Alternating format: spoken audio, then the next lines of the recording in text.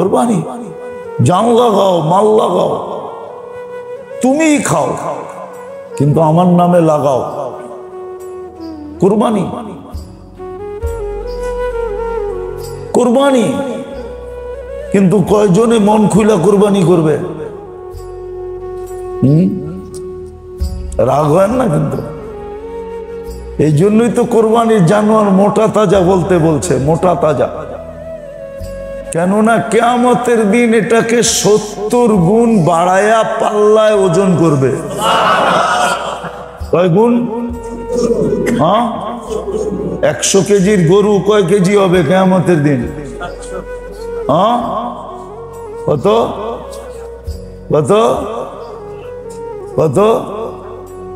7000 মেয়ে, আপনি 700 কম।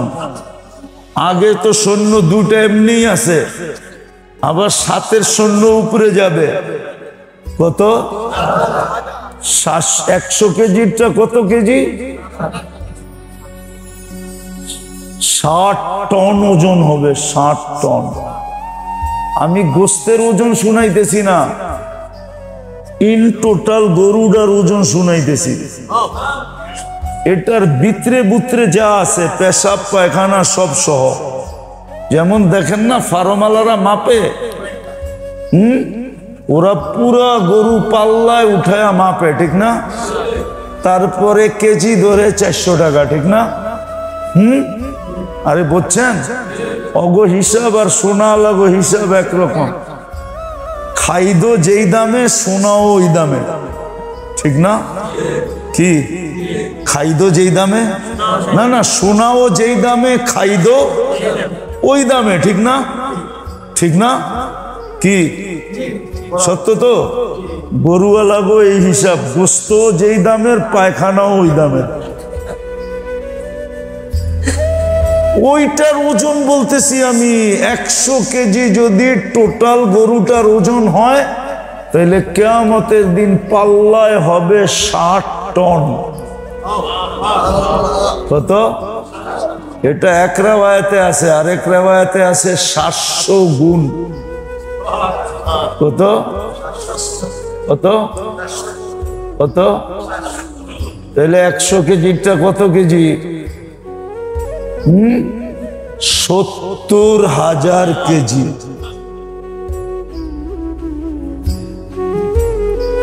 70,000 কেজি।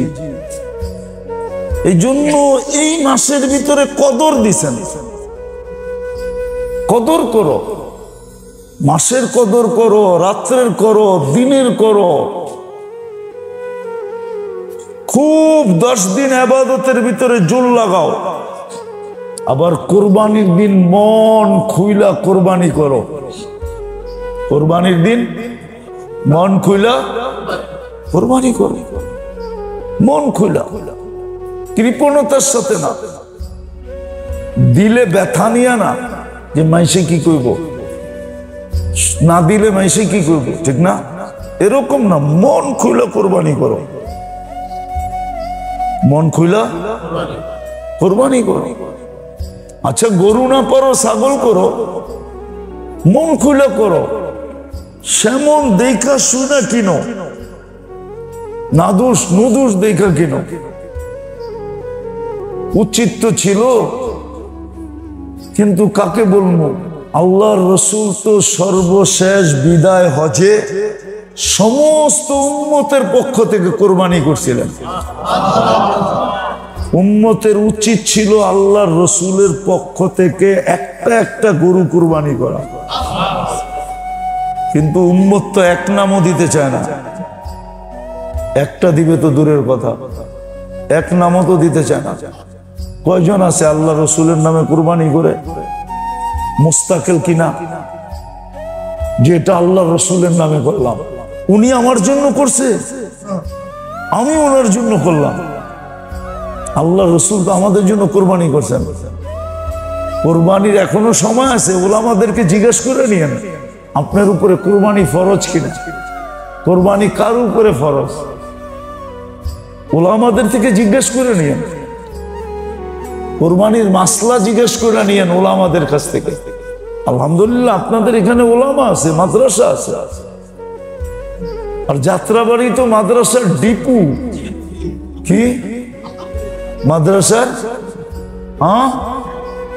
ডিপু মাদ্রাসা, কদমে কদমে মাদ্রাসা, ঠিক না? ওলামাদের কাছ থেকে জিজ্ঞেস করেন, নাইলে একদিন প্রোগ্রাম বানান যে দাওয়াত দিয়া, যে ওই দিন শুধু কোরবানির মাসলা বয়ান হবে, আমরা শুনবো। আনেন ওলামাদেরকে দাওয়াত দিয়া, আনেন একদিন, এখনো তো সময় আছে।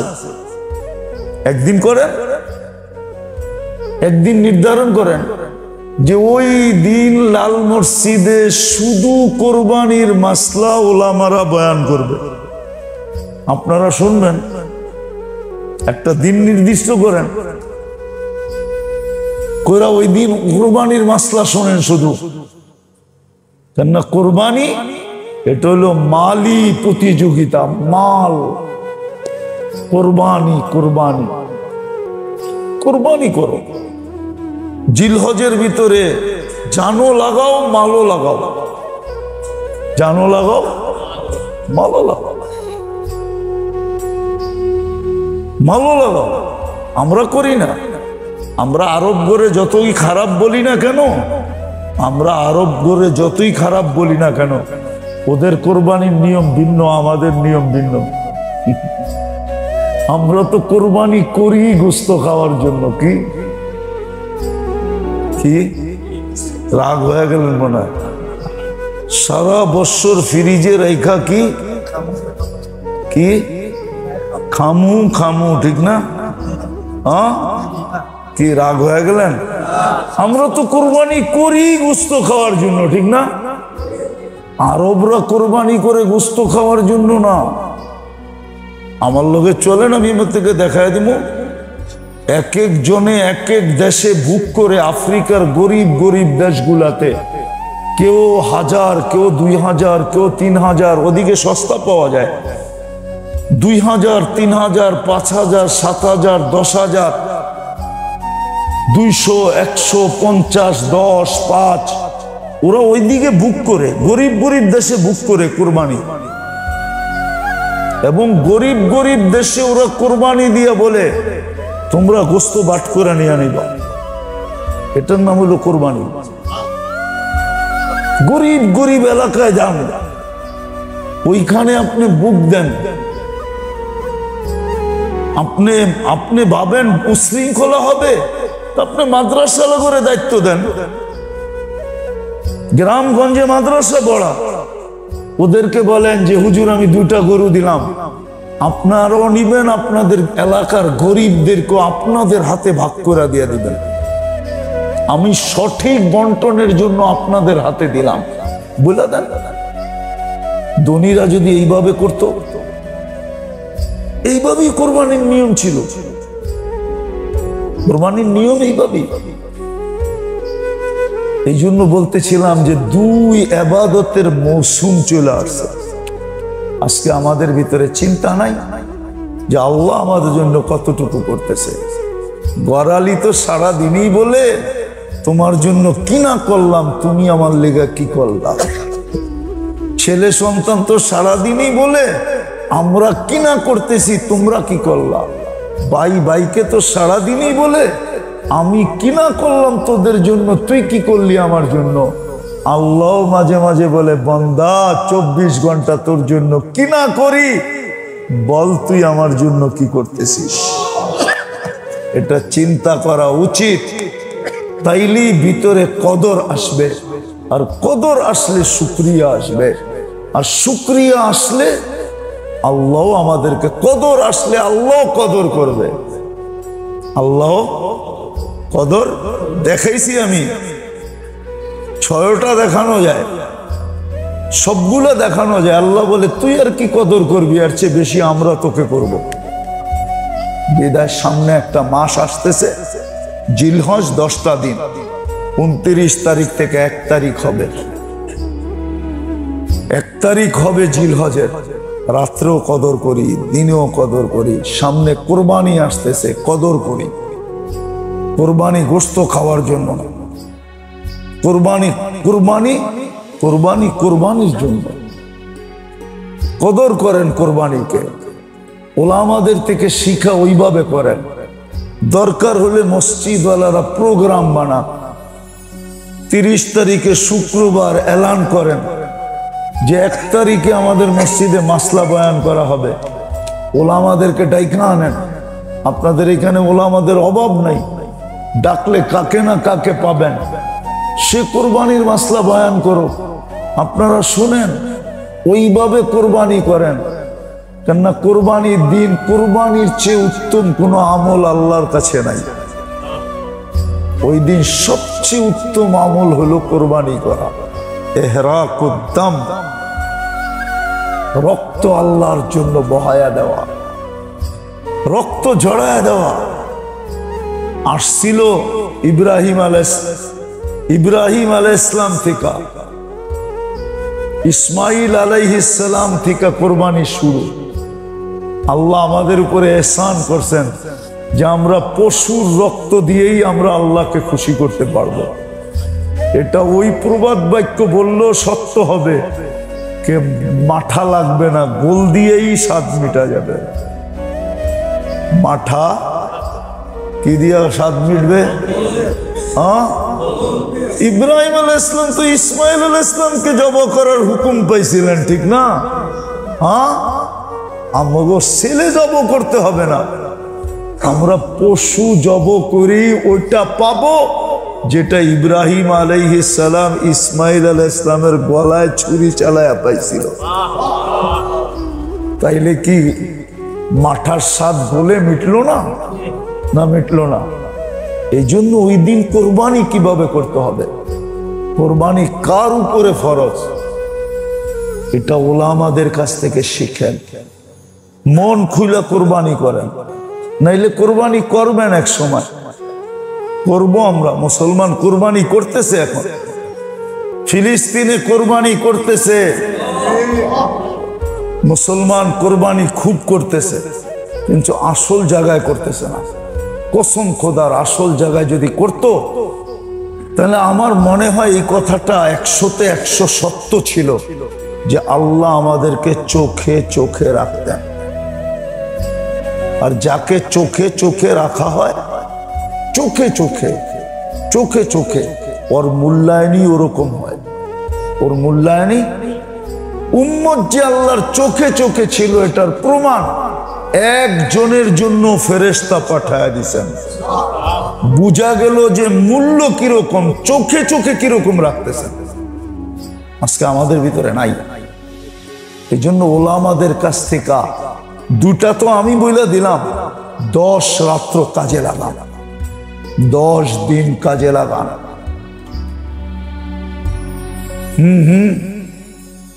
জিলহজ এটা সবচেয়ে বড় তওবার মাস। আরাফায় যায় হাজিদেরকে হুকুমই এটা, তওবা করো, এতটুকু করো, এতটুকু করো যেরকম আমরা তোমাদের বাবারটা মাফ করে দিছি, ওই দিকে তাকায় তোমাগরটা মাফ করে দিন। যেরকম তোমাদের মাঠটা মাফ করে দিছি, আমাদের আদি বাবা আদম, আদি মা হাওয়া, এই দুইজনেরটা যেরকম মাফ করে দিছি আরাফার দিন। আরাফার দিন কয় জিলহজ? 9 জিলহজ, ঠিক না? হ্যাঁ, এরকম ভাবে মাফ চাও যে আমরা তোমাগরটাও যেন মাফ করে দিই। এই জন্য রাত কাজে লাগানো, দিন কাজে লাগানো। 10ম দিন কোরবানি, মন খুলে কোরবানি করে। আমি দুঃখে বলতেছি আপনাদেরকে, দুঃখে, নাহলে বলতাম না। আমার দুঃখ না, আমি কোরবানির দিন এরকম এরকম মসজিদে খবর নিছি যে সারা দিন পার হয়ে গেছে, পাকানো এক টুকরা গোশত মসজিদে আসে না। ঢাকা শহরে আছে। রাগ হয়ে গেলেন? না, মনে আবু ভাই রাগ হয়ে গেছে। মসজিদের ইমাম খাদেম মুয়াজ্জিনের জন্য সারা দিনে কাঁচা গোশত তো দূরের কথা, কোন বাড়ির থেকে পাকানো এক টুকরা গোশত আসে না। ঢাকা শহরে এরকম মসজিদ আছে, এই পুরান টাউনে আছে, পুরান টাউনে সবাই নিজের কোরবানি নিয়ে ব্যস্ত থাকে আর নিজেদের খাওয়া দাওয়া আত্মীয় স্বজন নিয়ে ব্যস্ত থাকে। জামাই বাড়ি রান পাঠাইতে হইব, এটাই তো ঢাকা এগো সিস্টেম, ঠিক না? ঠিক। কেউ পুরা গরু পাঠায় দেয়, কেউ পুরা খাসি পাঠায় দেয়, কেউ পুরা রান পাঠায় দেয়, আবার জামাই বাড়িতে আরেকটা রান আইয়ে, এটাই চলতে থাকে। অথচ সারা দিন পার হয়ে যায়, ইমাম মুয়াজ্জিনের খাদেমের জন্য এক টুকরা গোশত মসজিদে আসে না। এমন হয় যে ওরা আলু ভর্তা দিয়ে ওই দিন খায়। আপনাদের মনে বিশ্বাস হয় না? হয় বিশ্বাস না? আবু বইয়ের হয় না? হয় বিশ্বাস? আমি চলেন, আমি দেখাই দেবো পুরান টাউনের মসজিদ, নিউ টাউনে দেখাই দেবো। হ্যাঁ, পরের দিন খবর হয়েছে, হায় ইমাম সাহেবের তো মসজিদে তো কিছু দিলাম না, পরের দিন। কিন্তু প্রথম দিনে ওর দিল দিয়ে যে দোয়া উঠছে, ওই দোয়া পুরা এলাকার জন্য যথেষ্ট হয়ে গেছে। প্রথম দিন দিল দিয়া যে দোয়া বাইরেছে, দোয়া, দোয়া বোঝেন? মনে হয় বোঝেন না, কেন? ও তো বাড়িতে যেতে পারে না, ঠিক না? হ্যাঁ, ওর দিল দিয়া ব্যথার যে ধোয়া বাইরেছে, ওটাই এলাকাবাসীর জন্য যথেষ্ট হয়ে গেছে, বরবাদির জন্য যথেষ্ট হয়ে গেছে। পরের দিন আপনার মনে উঠলে কি হইব?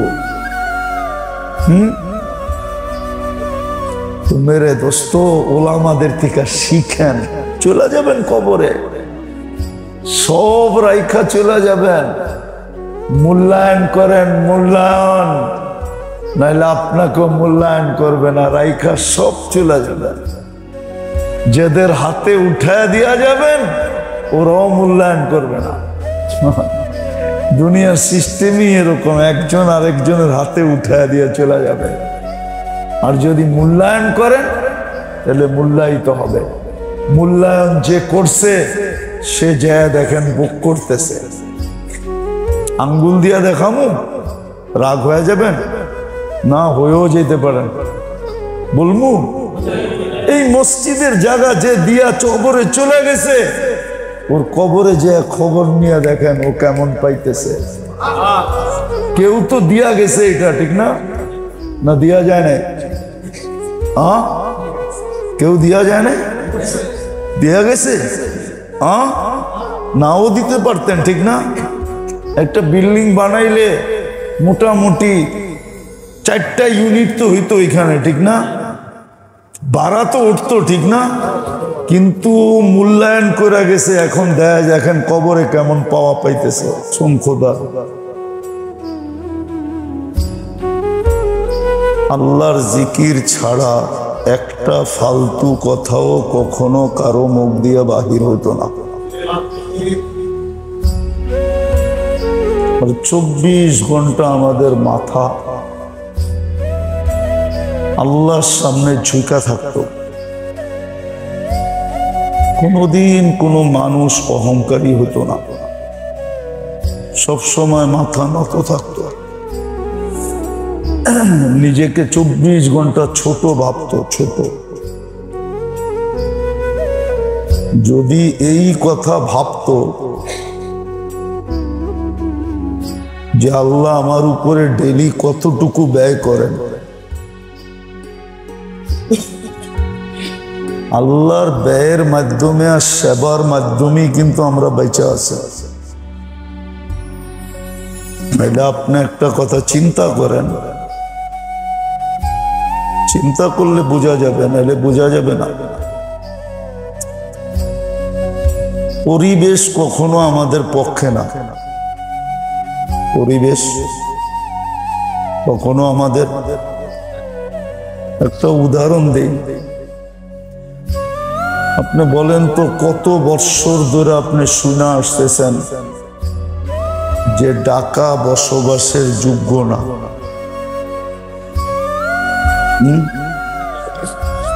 কত বছর ধরে শুনে আসতেছেন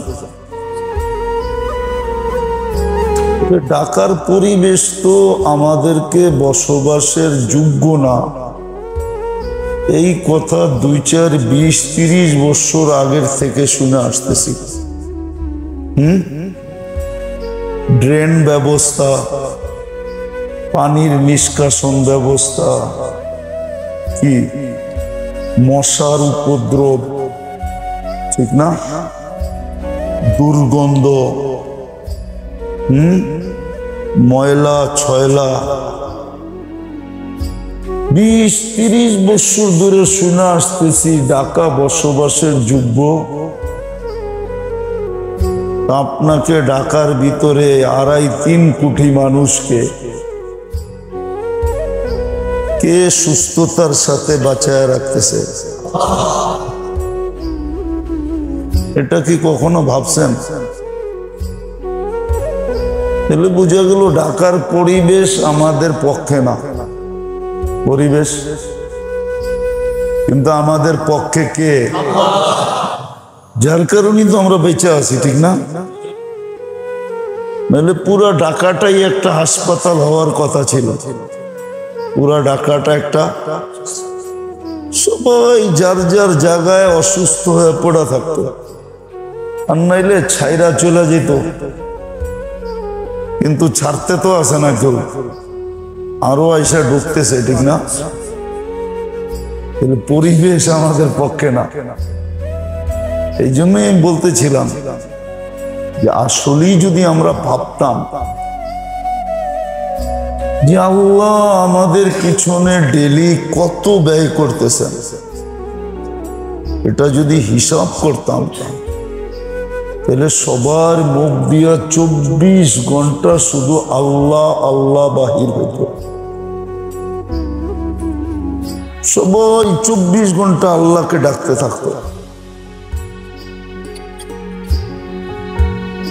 কারো মাথা কখনো কেউ উঠন্ত দেখতো না, সদা সর্বদা দেখতো ঝুঁকন্ত। এই জন্যই তো আল্লাহ অভিযোগ করেন। অনেক সময় আপনজনও আপনজনকে বলে, এত কিছু করলাম তারপরও তোদের মন পাইলাম না। বলেন না, বলেন না, বলছেন এই পর্যন্ত 2-1 বার না? মনে হয় বলেন না। বলেন না? না, মনে হয় বলেনই না। এত করি তারপরও তবু মন পাই না। আল্লাহ মনে হয় এরকমই বলতেছে, কালিলুম মিন ইবাদিয়াশ শাকুর। এত করি, এত সেবা, এত যত্ন, এত খেয়াল, এত চোখে চোখে রাখি, তারপরও তোমরা আমার শুকরিয়া আদায় করো না। এই জন্যই কোরআনে বলছে, ইন শাকারতুম, যদি তোমরা শুকরিয়া আদায় করতা তাহলে আমি তোমাদেরকে শাস্তি দিয়ে কি করব? শাস্তি দেওয়ার প্রয়োজন ছিল না। যদি তোমরা একটু শুকরিয়া আদায় করতা, মুখ দিয়েও যদি করতাম, রাগ হয়ে যায় না। এখানে বেশিরভাগ লোকই জানে না। কয়জন জানে এটাও আমি জানি না, যে ডেলি একবার এই দোয়া পড়লে 24 ঘন্টার শুকরিয়া আদায় হয়।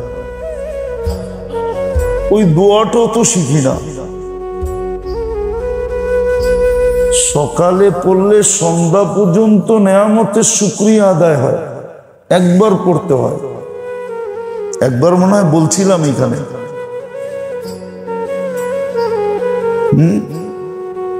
একবার না কয়েকবারই বলছিলাম। আবার সন্ধ্যায় পড়লে সকাল পর্যন্ত নেয়ামতের শুকরিয়া আদায় হয়ে যায়। আল্লাহুম্মা মা আসবাহা বি বিনিয়ামিহি আও বিন আহাদিন মিন খালকিকা ফালাকাল হামদ ওয়া লাকাশ শুকর। এতটুকু। এতটুক যদি কেউ পড়ে, সকালে যদি পড়ে এতটুকু, শুধু সকালে পড়বে, সন্ধ্যা পর্যন্ত শুকরিয়া আদায় হয়ে যাবে। সমস্ত নেয়ামতের শুকরিয়া আদায় হয়। রাত দিনের নেয়ামতের শুকরিয়া আদায় করার, আল্লাহুম্মা মা আসবাহা বি মিন নি'মাতিন আও বি আহাদিন মিন খালকিকা ফামিনকা ওয়াহদাকা লা শারীকা লাক ফালাকাল হামদু ওয়া লাকাশ শুকর। এতটুক পড়বে, খালি এতটুক পড়বে। ফজরের পরে যে পড়বে, সারা দিনের নেয়ামতের শুকরিয়া আদায় হয়ে যাবে। ফজরের পরে পড়তে হবে মা আসবাহা বি মিন নি'মাতিন আও বি আহাদিন মিন খালকিকা ফামিনকা ওয়াহদাকা লা শারীকা লাক ফালাকাল হামদ ওয়া লাকাশ শুকর। আর মাগরিবের পরে পড়বে আল্লাহুম্মা মা আমসা বি মিন নি'মাতিন আও বি আহাদিন মিন খালকিকা ফামিনকা ওয়াহদাকা লা শারীকা লাক ফালাকাল হামদু ওয়া লাকাশ শুকর। বলেন এতটুক পর্যন্ত তো আমরা পড়ি না। তো যেটা বুঝাইতেছিলাম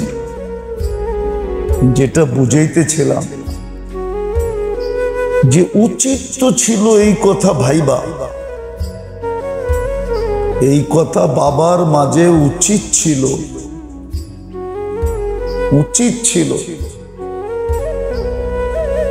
যে 24 ঘন্টা আল্লাহ আমার উপরে ব্যয় করেন, আমাকে সেবা দেন, আমাকে চোখে চোখে রাখেন। আমরা তো মসজিদে বসে আছি, যারা মসজিদে নাই সারা দিন যারা নাফরমানি করে, সারা রাত্র যারা নাফরমানি করে, ওদেরকেও তো রাত্রে আল্লাহ মাফ করার জন্য ডাকে না। বড় ভারী কথা, কিন্তু ভারী ওয়েটওয়ালা কথা। ওদেরকে পর্যন্ত আল্লাহ রাত্রে মাফ করার জন্য ডাকে না। আবার যাত্রে যারা মা গুনাহ করলো সারা রাত্র, ওদেরকে সারা দিন মাফ করার জন্য ডাকে না। নাইলে হাদিস কেন আসতো ইয়াবসুতু ইয়াদাহু নাহারান, সারাদিন হাত প্রসারিত করে রাখেন, হাত্তা ইয়াতুবা মাসিআল লাইল, রাত্রের নাফরমান যেন দিনে সম্পর্কটাকে ঠিক করে নেয়। আবার দিনে রাত্রে শুধু হাত প্রসারিত করেন না, বরং ডাকতে পর্যন্ত থাকেন যেন দিনের নাফরমান রাত্রে সম্পর্কটাকে ঠিক করে নেয়। আচ্ছা বলেন, এই সুযোগ দেওয়ার পরেও যদি কেউ নিজের সম্পর্ক আল্লাহর সাথে ঠিক না করলো, আচ্ছা বলেন ওর জন্য অভিযোগের কোনো রাস্তা আছে? একটু আপনার বিবেক দিয়ে বলেন, আপনি কোনো অভিযোগ করতে পারবেন? আল্লাহ তো বলবে সারাদিন আমি তোর অপেক্ষায় ছিলাম। কেননা আল্লাহর তো ঘুমের দরকার নেই, আল্লাহর তো খাওয়া দাওয়ার দরকার নেই, যা সৃষ্টির দরকার আল্লাহর তো এগুলোর কিছুরই দরকার নেই। আল্লাহ তো আল্লাহ, আল্লাহ তো সামা। আল্লাহ বলে সারা দিন তো আমি অপেক্ষায় ছিলাম যেন তুই সম্পর্কটাকে ঠিক করে নেস। লাভ তো আমার কিছু ছিল না, আল্লাহ তো লাভ লসের ঊর্ধ্বে। আল্লাহর তো লাভও নাই লসও নাই, কি নাই? লাভও নাই লসও নাই। এই জন্যই তো হাদিসে আসছে যে সারা দুনিয়ার সৃষ্টিও যদি 24 ঘন্টা জন্মলগ্ন থেকে মৌত পর্যন্ত সবাই যদি আল্লাহর কুদরতি পায়ে সেজদায় পড়া জানো দিয়া দেয় তো লা ইয়াজিদ ফি মুলকি শাই, রাজত্বে চুল পরিমাণ বাড়বে না। সমগ্র সৃষ্টি বিরোধিতা করলেও আল্লাহর রাজত্বে চুল পরিমাণ কমবে না। আল্লাহ তো লাভ লসের ঊর্ধ্বে। সম্পর্ক ঠিক হইলে লাভ আমার হবে, ঠিক না? না হবে না? না মনে হয় হবে না। আল্লাহর তো ওয়াদা ছিল, আমাদের সাথে আল্লাহর অঙ্গীকার ছিল, মান আসলাহা বাইনাহু ওয়া বাইনাল্লাহ। প্রত্যেককে আল্লাহ এই অঙ্গীকার দিয়েছেন, তুমি আমার আর তোমার সম্পর্কটা ঠিক করো, তোমার আর আমার। বাকি সমস্ত সৃষ্টির যে সম্পর্ক লাভ লসের তোমার সাথে আছে, এটা আমি ঠিক করে দিব। সমগ্র সৃষ্টি তোমার লাভ করবে, লস করতে পারবে না। সব সৃষ্টির সাথে সম্পর্ক তোমার ঠিক হয়ে যাবে। এমন কোন সৃষ্টি নাই যেটার সাথে আমার সম্পর্ক ঠিক হবে না। এই জন্য দেখা গেছে, আপনি দেখবেন ইতিহাসের কথা উঠাইলে সাহাবায়ে কেরাম প্রয়োজন মতে বৃষ্টি পর্যন্ত নামায়া দেখাইছেন। এখন প্রয়োজন, এখন বৃষ্টি নামায়া দেখাইছেন, আর প্রয়োজন নাই বৃষ্টিকে ভাগাইও দেখাইছেন, চল। নাইলে কেন হাদিস আসলো হাওয়া লাইনা ওয়ালা হালাইনা? আল্লাহ রসুল কেন দোয়া শিখাইলেন যে আল্লাহ বৃষ্টি আমাদের দরকার নাই, হাওয়া লাইনা ওয়ালা আলাইনা, আমাদের বৃষ্টির দরকার নাই, আমগো ডাইনে বামে যেখানে দরকার ওইখানে পাঠান, আমাগো এইখানে দিয়েন না। তাহলে এই দোয়া কেন শিখাবে? আবার যখন দরকার তখন আবার দোয়া শিখাইছেন সাইয়্যিবান নাফিআ, আল্লাহ বৃষ্টি এতটুক দেন যেন রোডে পানি না জমে, রোডে গলিতে যেন পানি না ওঠে, এতটুক দেন। সাইয়্যিবান নাফিআ দেন, কিন্তু উপকার যতটুক অতটুক দিয়েন, অপকার যেন না হয়। এই জন্য বললাম রোডে যেন পানি না ওঠে, গলিতে যেন পানি না হয়, খেতে যেন অ্যাক্সেস না হয়। তাহলে এই দোয়া আপনাকে কেন শিখাবে? এই দোয়া আপনাকে কেন শিখাবে? এই জন্যই শিখাইছেন যে নিজের সম্পর্ক আল্লাহর সাথে ঠিক করো। তোমার সম্পর্ক সৃষ্টির সাথে আমরা ঠিক করে দিব। আসলাহাল্লাহু বাইনাহু ওয়া বাইনা খালকি, তো সৃষ্টি তোমার উপকার করবে, অপকার করবে না। এই জন্য হাদিসে আছে আমরা তোমাদেরকে বৃষ্টি দিয়া রাত্রে মিষ্টি ঘুম পড়াবো, দিনের বেলা তোমাদেরকে কোনোদিন আমরা বৃষ্টি দিয়া বিরক্ত করব না। হাদিসে আছে দিনে বৃষ্টি হবে না, রাত্রে বৃষ্টি হবে, যেন ঠান্ডার ঘুম হয়, ঠান্ডার ঘুম। আবার এটাও বলছে তোমাদেরকে দিনের বেলা আমরা আকাশের গর্জন শোনাবো না। ঘুমের ঘুরে গর্জন, আকাশ গর্জিবে, বিদ্যুৎ চমকাবে, আওয়াজ হবে, কিন্তু এটা ঘুমের ঘুরে চলে যাবে, ঘুমের ঘুরে। দিনের বেলা তোমাদেরকে শোনাবো না। তো যেটা বুঝাইতেছিলাম, আফসোস তো এখানে না কেউ ভাবে।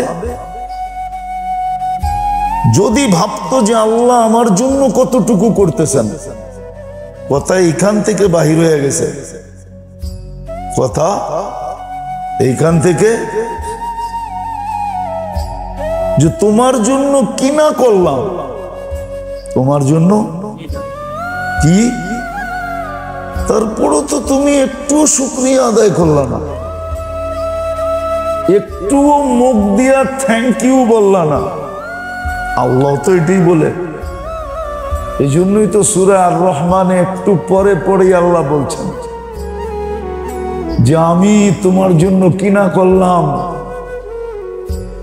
৯৬টা গণাইছেন, আমি ৯৬টা নেয়ামত তোমাদেরকে দিছি, বলো তোমরা তার বিনিময়ে শুকরিয়া আমার কতটুকু করছো। ফাবিআইয়ি আলাই রাব্বিকুমা তুকাযযিবান, এটার এক অর্থ হইল বাতা তুনে মেরে লিয়ে কিয়া কিয়া, বল তুই আমার শুকরিয়া আদায় কতটুকু করলি।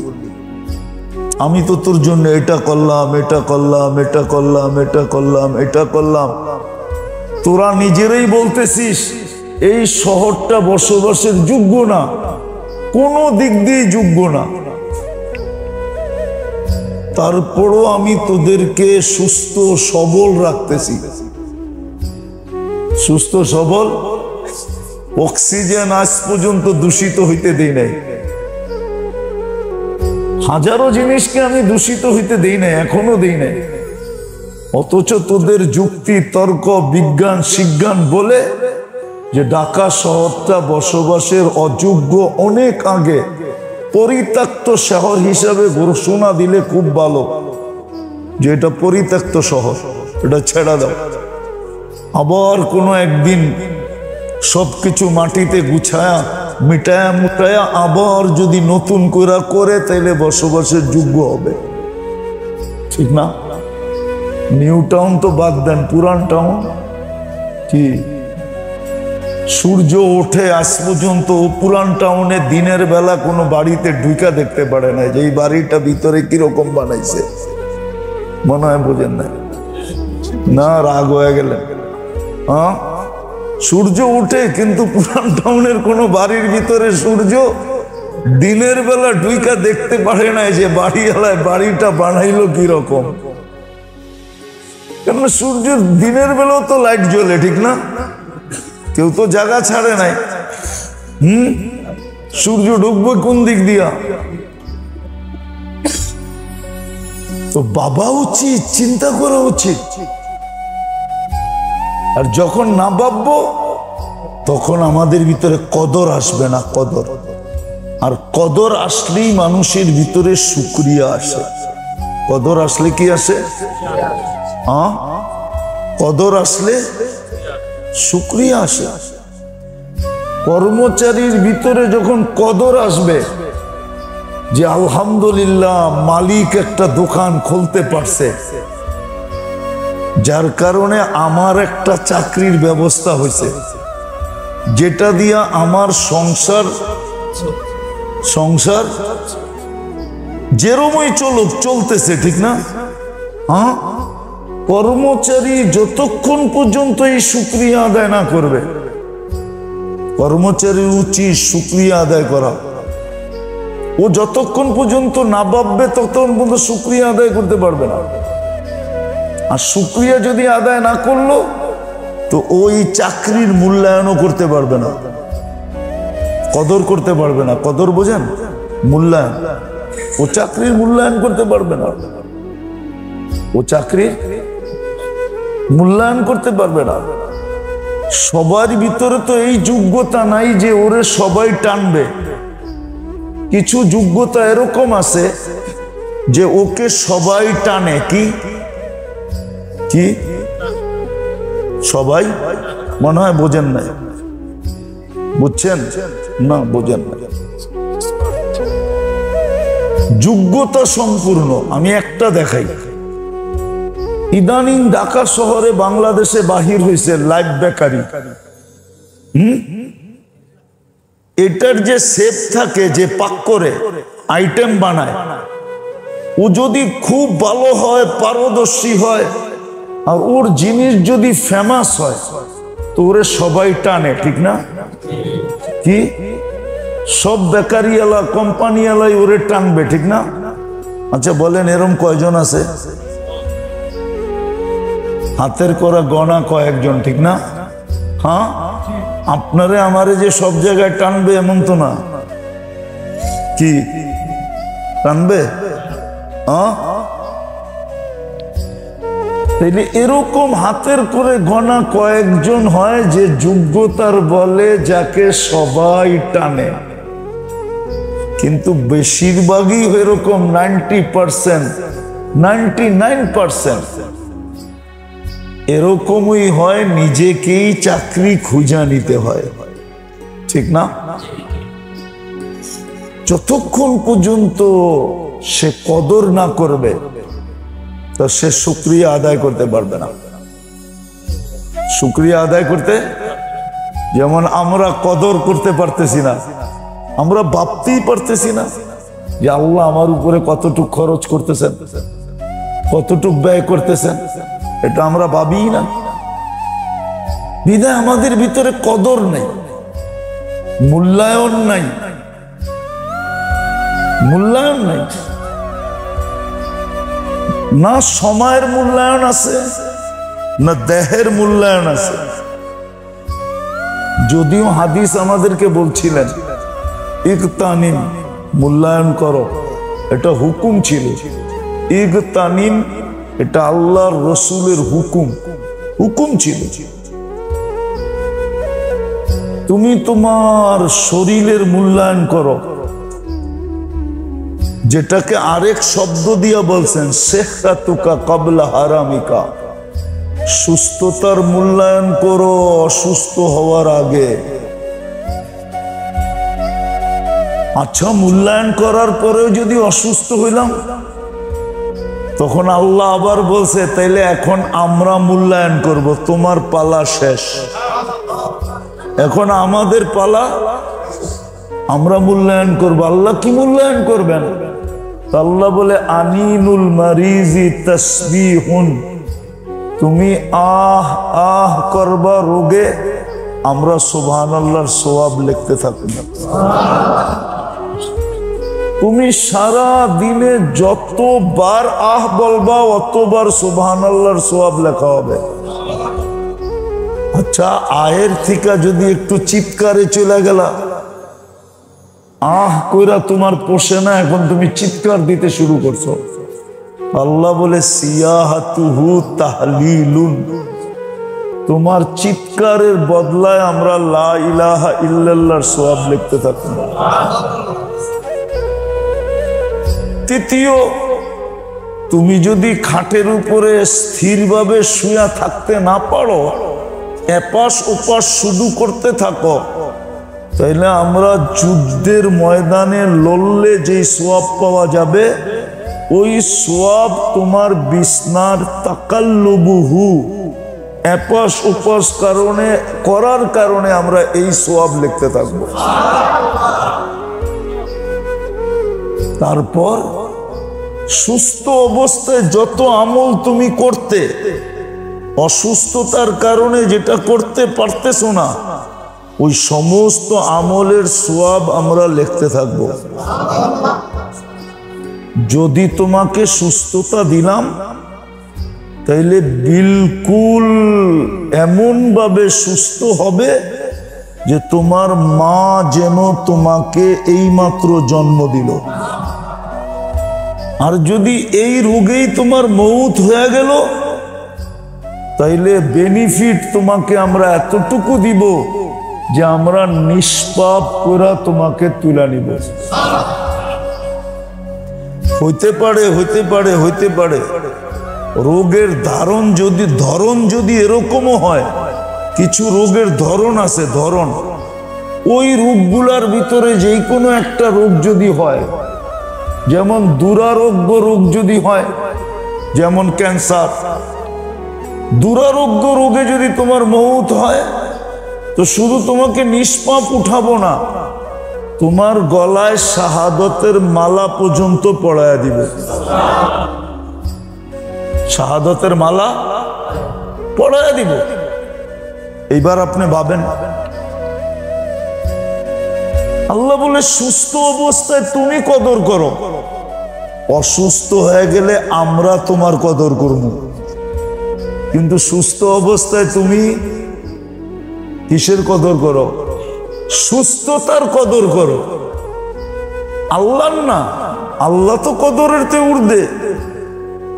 তোমাকে যে আমি সুস্থতা দিলাম, এটার কদর তুমি করো। দেখেন, দাঁত কিন্তু একবার পড়া উঠছে, ঠিক না? একবার পড়া উঠছে না, আর একবার পড়লে কিন্তু উঠবে না। বলছে আরেকবার পড়ার আগে তুমি কদর করো। যদি কদর করতে পারলা, তাইলে পড়া গেলে কিন্তু আমরা তোমাকে কদর করব। আজকে মেরে দোস্ত আমরা চিন্তা করি না। এই জন্য তো কোরআন বলছে আম্মা বিনিআমাতি রাব্বিকা ফাহাদ্দিস। আমি যে তোকে 24 ঘন্টা কি দিতেছি, এটা মাঝে মাঝে চিন্তা করিস, চিন্তা করিস। এই চিন্তারও তোকে আমি সওয়াব দিব। আল্লাহ চিন্তার সওয়াব কি দিবেন এটাও বলে দিছে, লা তাফাক্কুরু সাআ। প্রত্যেক মুহূর্তে 60-70 বৎসরের নফল ইবাদত দিতে থাকবো। আমি যে তোকে সারাদিন দিতেছি, তুই চিন্তা করিস। চিন্তা তোকে কদরের উপরে উঠাবে, কদর করা শিখাবে। আর কদর তোর মুখের থেকে কৃতজ্ঞতার শব্দ বের করবে। মাঝে মাঝে তুই বলবি আল্লাহ আপনার শুকরিয়া, বলবি, তখন কদর হবে। আর যখন কদর হবে, এই জন্যই তো দেখাইলাম না, সুস্থতার কদর শিখাইছেন, হায়াতের কদর শিখাইছেন। কবলা মৌতিকা, মরার আগে হায়াতের কদর করো, জীবনের কদর করো। শাবাবুকা কবলা হারামিকা, যৌবনের কদর করো বৃদ্ধ হওয়ার আগে। তখন যদি তুমি যৌবনের কদর করতে করতে বৃদ্ধ হইলা, তাহলে বৃদ্ধ হইলে আমরা তোমাকে কদর করব। আল্লাহ কেমন কদর করবেন? আমরা মূল্যায়ন করব কেমন?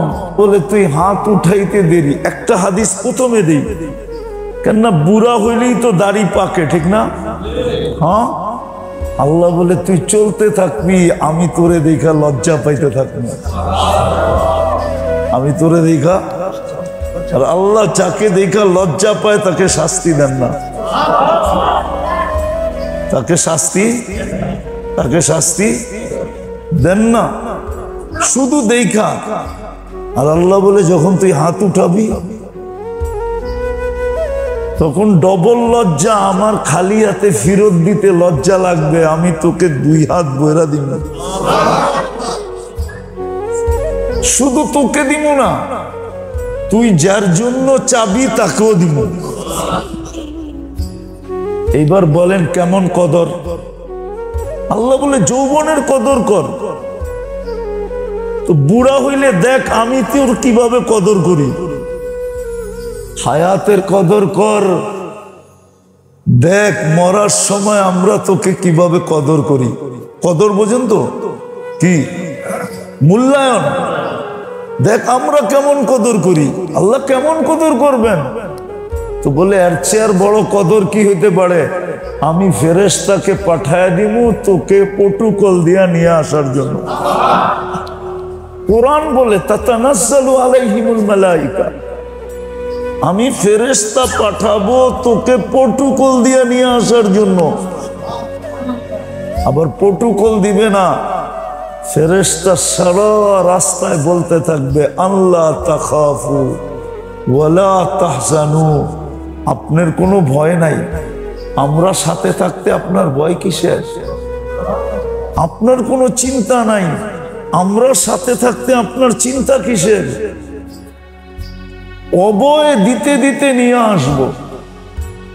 আবার কতক্ষণ সঙ্গে থাকবে এটাও বলবে, ফিদ দুনিয়া ও ফিল আখিরা। আখিরাতে সদা সর্বদা আমরা তোমার সঙ্গে থাকব। দুনিয়াতে ছিলাম কিন্তু নিজেকে নিজে দেখাইতে পারি না, ছিলাম কিন্তু নিজেকে নিজে, শুধু নিজেকে নিজে দেখাইতে পারি না এটাও না, নিজেকে নিজে দেখাইতে পারি না, আর তোমার জন্য কি করতেছিলাম এটাও বুঝাইতে পারি না, দেখাইতেও পারি না, কি বুঝেই তো পারি না। এখন সুযোগ আসছে, আমাদের রাজ্যে তুমি চলে আসছো। আখিরাত কার রাজ্য? ফেরেশতাদের জগৎ, ঠিক না? ফেরেশতারা বলবে আমাদের জগতে চলে আসছো, এখন দেখাবো আমাদের বন্ধুত্বের স্বাদ কি, মজা কি, আমরা কি তোমার জন্য করতে পারি। আল্লাহ বলে তুমি হায়াতের কদর করো, তো আমরা মৌতের সময় তোমার কদর করব। চলেন একটা হাদিস মনে উঠলো, শোনায় দেই। কিছু লোকের মৃত্যু এরকম হয় যে মালাকুল মৌতকে সরায় দিয়া আল্লাহ স্বয়ং নিজের কুদরতি হাত দিয়ে রূহ নেন। মনে হয় এটা ছোট মনে হইলো আপনার কাছে, ঠিক না? কি মেরে সুবহানাল্লাহ, এত আসতে হইলো গিরলে। মালাকুল মৌতকে আল্লাহ সরায় দেন, বলেন তুমি সরো, আমার বন্দার রূহ আমি স্বয়ং নিজের কুদরতি হাত দিয়া নিব। হাদিসে আছে আল্লাহ স্বয়ং নেয় কুদরতি হাত দিয়া। হায় উম্মতে মুহাম্মাদিকে তো আল্লাহ শিখাইছিল। ঢাকায় শব্দ বোঝেন? কোন উম্মতকে আল্লাহ শিখায় নাই যে আজরাইলকে কিভাবে ঠেক দেওয়া যায়, কিন্তু এই উম্মতকে আল্লাহ শিখাইছিল। এই জন্য শাহাদাতের প্রকার 56টা রাখছেন। কয়টা? কয়টা?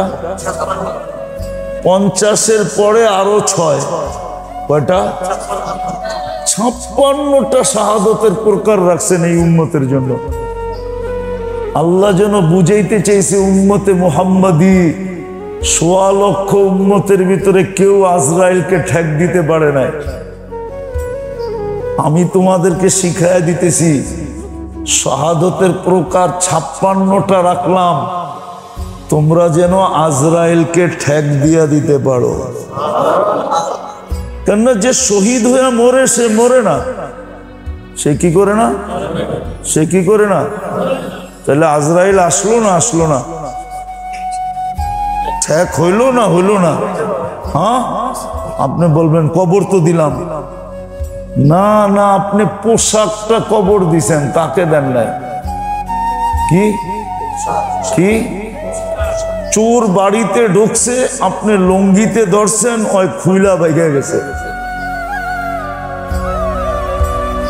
ঠিক আপনি দুনিয়ার পোশাকটাকে কবর দিছেন, এটা দুনিয়ার পোশাক। এই দেহটা হলো দুনিয়ার পোশাক। যে শাহাদাতের মৌত মরছে, ও দেহটা আমাদের হাতে দিয়া জান্নাতের পোশাক পরা চলে গেছে। এই জন্যই কোরআন বলছে ওয়ালা তাকুলু, কোরআন বলছে ওয়ালা তাহসাবান্না, মুখ দিয়েও নিষেধ, দিল দিয়েও নিষেধ, দিলে ভাবাও নিষেধ।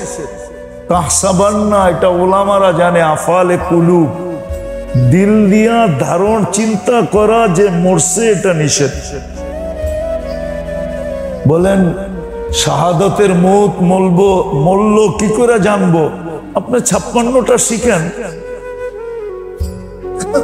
আমার কাছে আছে, নাহলে বড় করে লেখা মসজিদের গেটে টানায় দেন, যাতে আসতে যাইতে কেউ এই 56টা পড়তে পারে আর সারাদিন ভাবতে পারে নিজেকে 56টার কোনো না কোনোটার অন্তর্ভুক্ত করতে পারে কিনা। যদি অন্তর্ভুক্ত করতে পারে শাহাদাতের মৌত। আমগো পুরান টাউনে একজন লোক ছিল, আপনারা চিনলেন না মনে হয়, যাত্রাবাড়ির লোক তো নাও চিনতে পারে, ওটা ওই দিকে ছিল। অনেক পুরান লোক, মুসলিম যুগের লোক আর কি, পাকিস্তান আমলের লোক আর কি, কিন্তু মারা গেছে, হয়ে গেছে অনেক দিন, বয়স পাইছিল ভালোই। ওনাকে ওনার নামে কেউ চিনত না, কিন্তু লেদুবাই নামে চিনত সবাই। ইসলামপুর, তাঁতিবাজার, নয়া বাজার, এই পুরান টাউনের এদিকে ওনাকে লেদুবাই নামে সবাই চিনতেন। মুসলিম লোকের লোক ছিল। আওয়ামী লীগের আগেও যে মুসলিম লীগ প্রথম ছিল, ওই সময়ের লোক ছিল। উনি আমার লোকে ভালো সম্পর্ক ছিল, জামাই জামাই বলতো, আমার শ্বশুরের বন্ধু ছিল। একদিন আমারে বলতেছে, জামাই, দুনিয়াতে তো অনেক কিছু ঠেক দেওয়ান যায়, আজরাইলরে দেওয়ান যায় না? ওইটার থেকে আমার কথাটা মনে উঠলো। আমি বলছি, হ্যাঁ চাচা, আজরাইলরও ঠেক দেওয়ান যায়, যদি আপনি পদ্ধতি অবলম্বন করতে পারেন। ও জামাই একদিন বইল তো, খুব ভয় লাগে, দেখি আজরাইলের ঠেক দিয়া মৌতের থেকে বাঁচা যায় কিনা।